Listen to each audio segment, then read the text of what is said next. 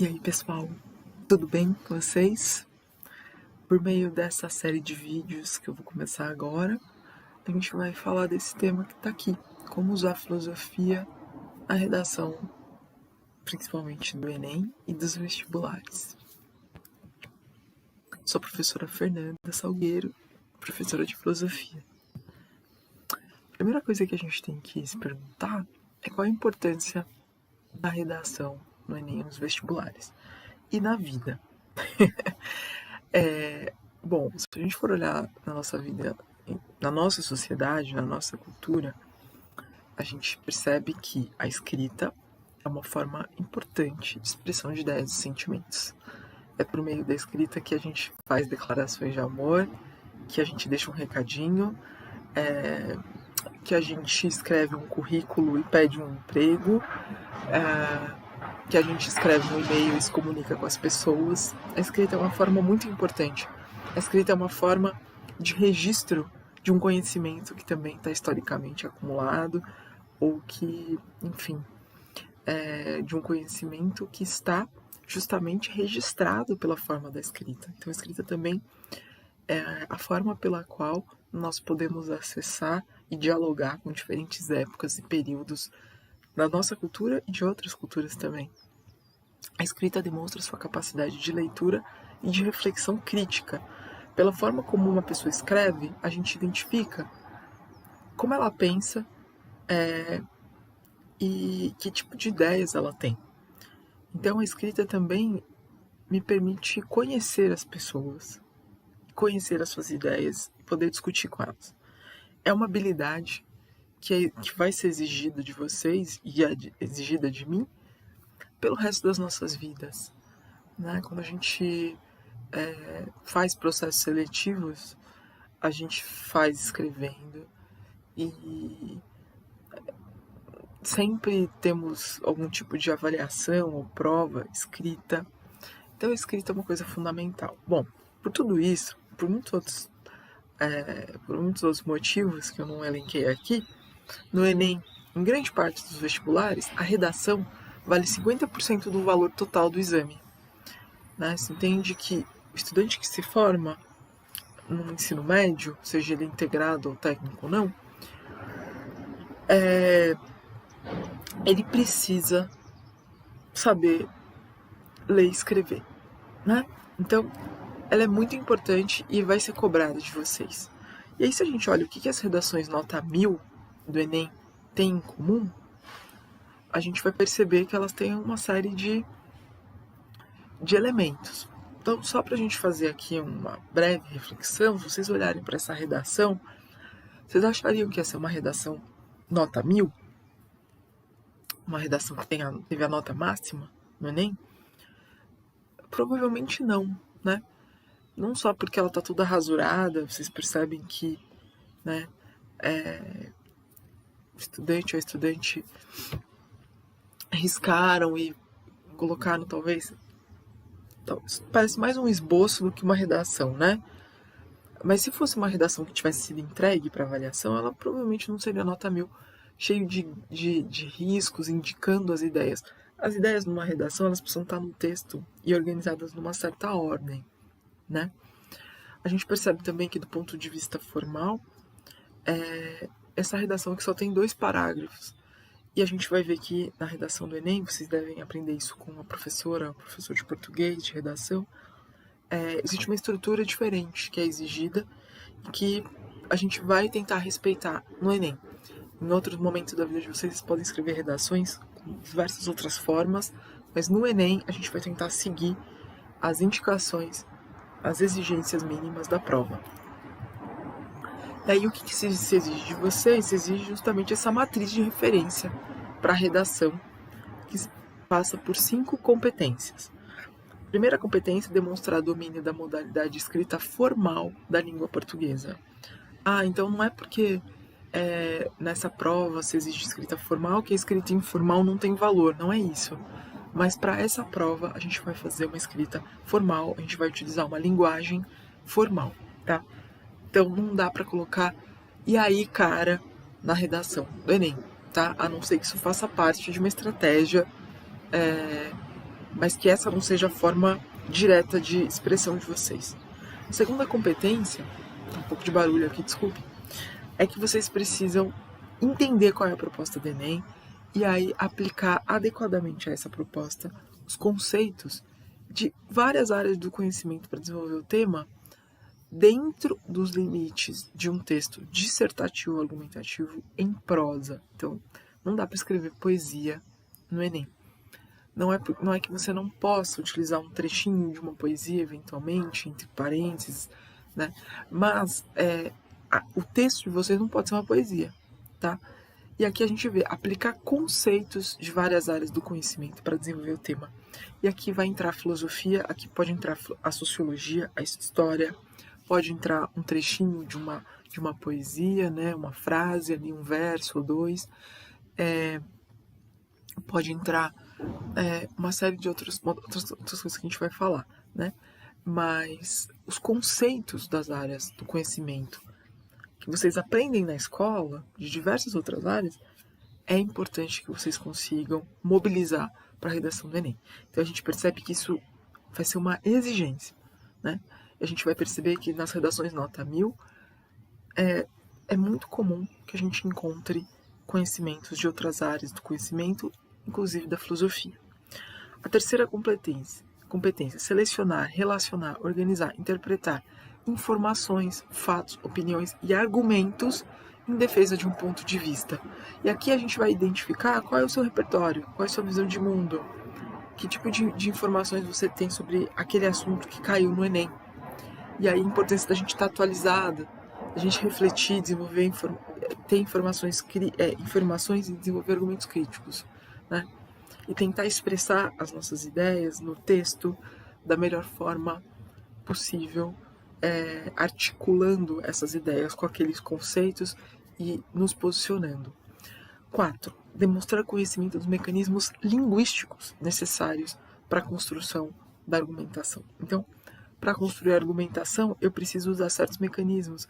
Eu preciso demonstrar que eu sei opor ideias, articular ideias opostas, relacionar, associar, complementar, adicionar elementos a um argumento anterior, concluir uma série de momentos da argumentação e de elementos da argumentação que vão se expressar por mecanismos linguísticos.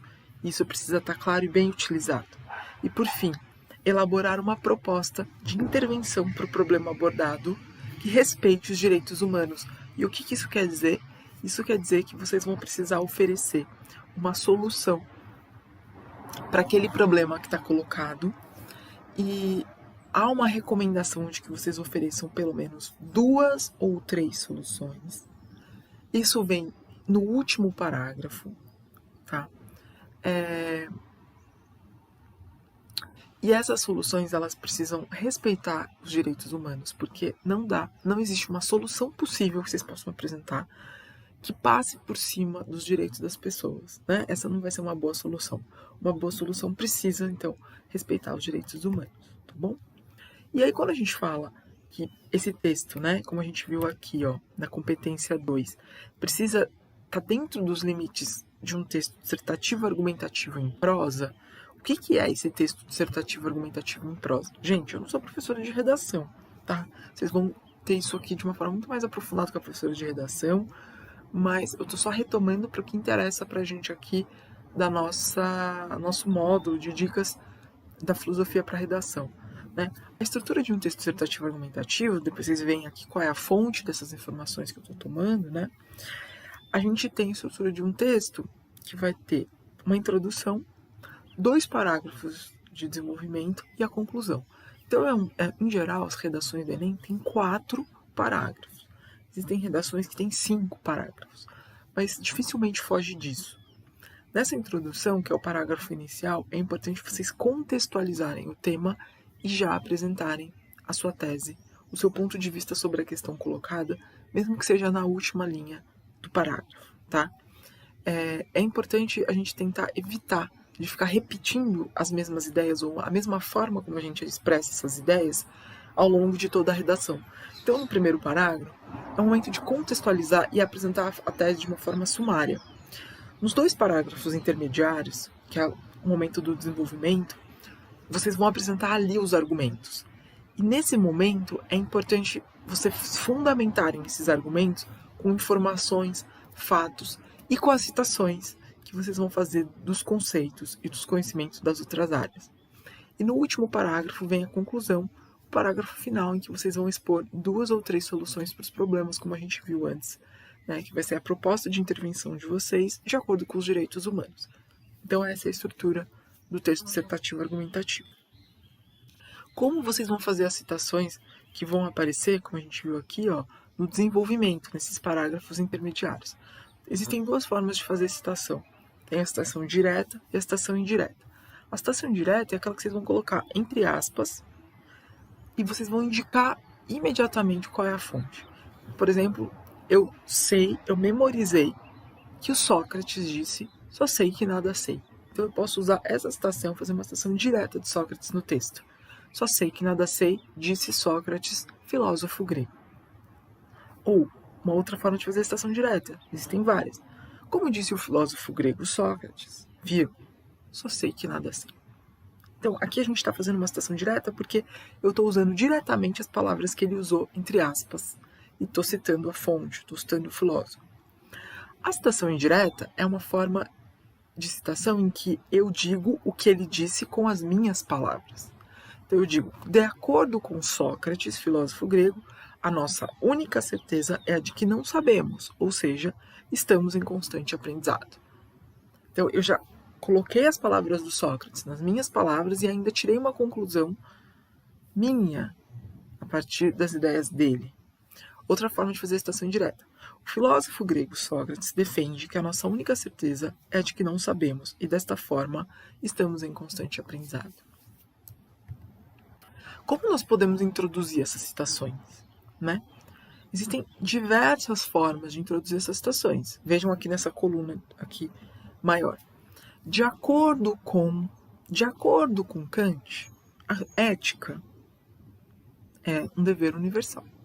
De acordo com Kant, de acordo com o que Kant asseverou acerca da ética, segundo Maquiavel, o Estado, ou segundo Maquiavel postulou, o Estado, conforme o conceito, consoante o que alguém disse, o que Simone de Beauvoir discorreu, em conformidade com... Então vejam que essas são todas formas de introduzir citações. De acordo com, segundo, conforme, consoante, em conformidade com. Percebam que é muito importante também a gente ampliar o nosso vocabulário de verbos, porque não adianta nada eu usar uma forma bacana de introduzir as citações, dizendo consoante, e depois falar consoante Michel Foucault falou. É possível usar falou? É possível. É um modo formal? É, não deixa de ser. Agora, será que não tem uma forma em que eu demonstro melhor o meu conhecimento, em que eu, vamos dizer assim, eu exibo o conhecimento que eu tenho, o meu repertório, o meu vocabulário? A redação é um momento onde vocês se exibirem o vocabulário de vocês. Então a gente precisa ampliar o nosso vocabulário para mostrar na redação, a gente precisa saber usar esse vocabulário. Então, ao invés de usar afirmar, por que a gente não explora outras formas de dizer isso, como declarar, afiançar, assegurar, confirmar, alegar? Ao invés de dizer falar, ele falou. Por que não utilizar asseverou, estabeleceu, proclamou, proferiu, discorreu, relatou? Ao invés de usar defender, advogar, sustentar, postular, apoiar, adotar uma ideia, assumir uma posição, aderir a uma ideia, acolheu uma tese, perfilhou. O que é perfilhar? É você tomar como se fosse seu filho, né? Perfilhar. Reconhecer.